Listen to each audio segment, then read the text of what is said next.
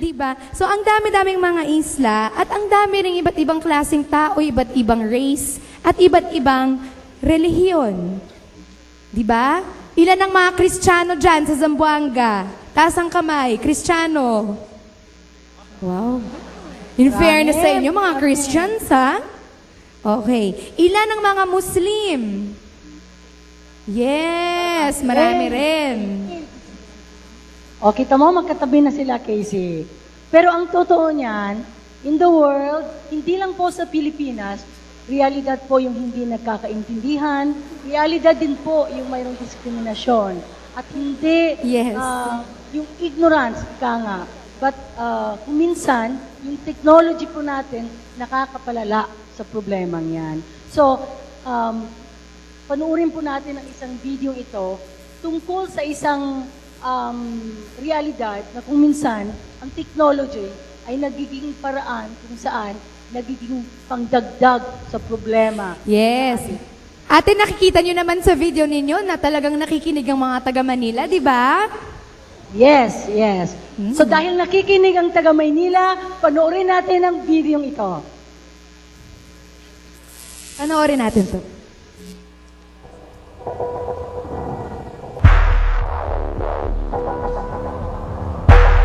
More and more people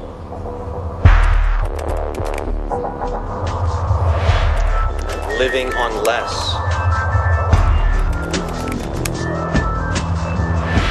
Living with less.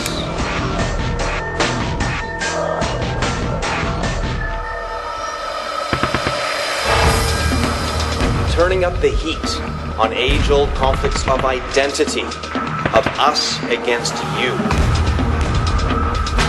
A larger slice of the pie for some, a smaller slice for others. In the communication age, you cannot hide these differences. They just get bigger, as do expectations, frustrations, and resentments. History tells us what happens next. It can happen anywhere, even where you live. The causes for this war are the same as those for others. Ignorance, frustration, discrimination, conflict. Nung maliit pa ako, palagi nang sinasabi ng mga parents ko na ang mga Maranao at saka Muslim ay mga taong walang pinag-aralan. Dahil lang sa crime ng isang tao, 21 people were being killed. Parang ang simple-simple na lang po para sa kanilang patayin kami porket Muslim kami. And with technology, it all gets faster. Are we really living in the communications age when there is so much miscommunication?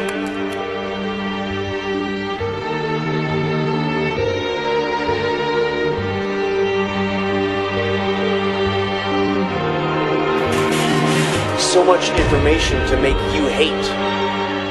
And even if what you get is true, do you have time to think before it's too late?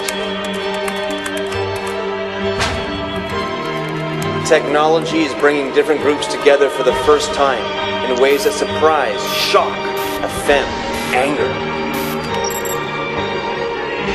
How can you bridge the gap? How can you use communication to build understanding?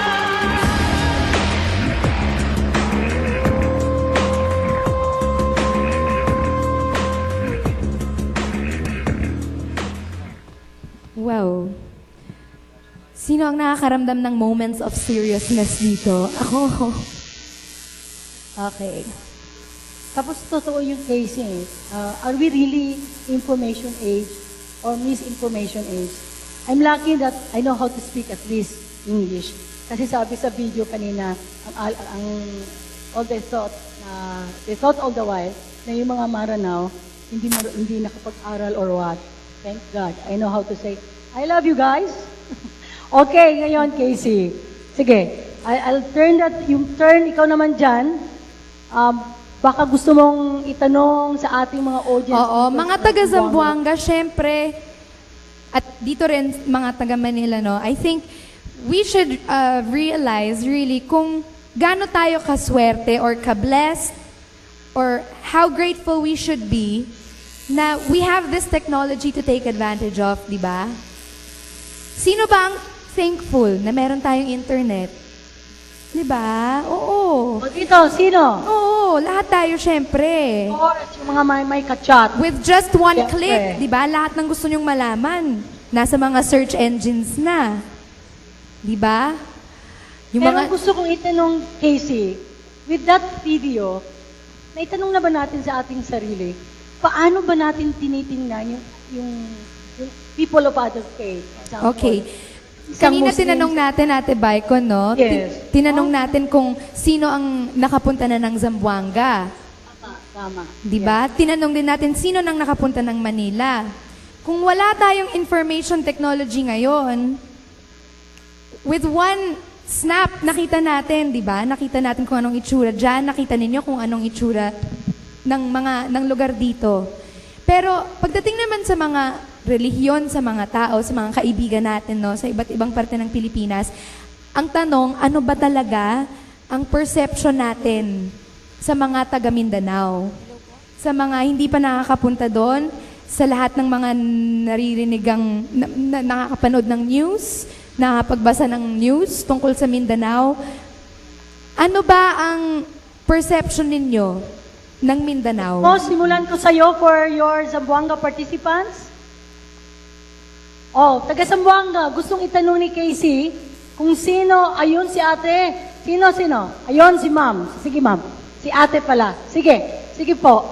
Sabi ni Sa mga Casey- Muslim at Kristiyano, ano ang perception Yes. ninyo? Good morning, everyone. Good morning. Good morning! Good morning, Ate Steve. Good morning, mga taga Manila. O yan, may kumakaway sa'yo.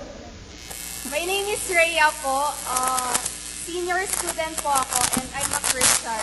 So regarding po dun sa question na binato ni ate, tungkol po dun, yun before po kasi Christian po ako, before po, yung perspective ko sa mga Muslims, parang they want war or parang for me, they're masama, something like rebelde. Masama ang perception mo sa... Hindi po, dati lang po. Dati, masama ang perception mo sa Muslim? Hindi po masama. Parang everything about them is negative, something ganun po. Tapos ngayon po, yun, nag-aral na po ako, nalaman ko po na Christians and Muslims can just blend, they can just mingle together. And now po, na fourth year ako, close po talaga ako sa mga classmates ko na Muslims. And in fact, they are my best friends and they're really easy to talk to. So yun po, nalaman ko na everyone is just fair. Okay. Thank you po. Let me make that clear dito ha, kasi hindi lahat narinig yung sinabi mo. She said na dati ang perception niya sa mga Muslim, sabihin na natin hindi masyadong maganda dahil sa nakikita niya sa news and everything. Pero ngayon may mga best friend na siya na Kristiyano at Muslim, and she said na she realized that everyone is just fair, equal, and nagkakasundo rin pala ang mga Muslim at Kristiyano kung gugustuhin nila at kung naiintindihan nila kung bakit importanteng magkasundo sila. Tama? Tama, Casey. At ngayon, gusto naman namin tanungin yung mga taga Maynila. Sino ba sa ating gustong sumagot? Meron ba? Tama, ang mga taga Maynila. Maynila Naku, bakit talaga. biglang naging shy ang mga taga Maynila at porsigido ang taga Zamboanga? Yes, meron ng volunteer dito. Meron? Okay, te. good.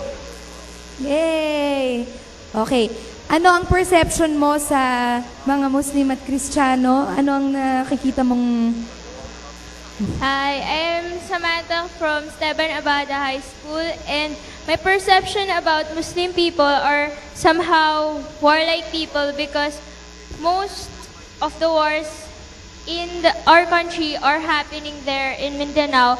But in the other side, Muslim people have preserved their own culture and they are more like Filipino than us here in Manila because we have crab mentality or colonial mentality rather. Ay, Salamat. thank you. Okay naman dyan. Si ate. Yung wala na si ate. Salamat po. Mabuhay Salamat ka. Okay, rather. Yes, tama po yun. Kung minsan, sabi ni ate, yung ating kultura must preserve in some other parts ng Mindanao. So ngayon, baka super bait-baitan lang tayo dyan. No? Doon sa question na yun. Why don't we look at sa isang video po, na tingnan naman natin kung ano yung pananaw ng ibang tao outside doon sa mga participants natin from Zamboanga and Manila. Panoorin po natin ang video to. So let's see what other Muslims and non-Muslim Filipinos think about each other. Panoorin po natin to. Tao, parang pare lang pa rin. Wala, natutuwa ako. Pagkakumpara naman Kristiyano siya. Sila yung mga minority dito sa Pilipinas.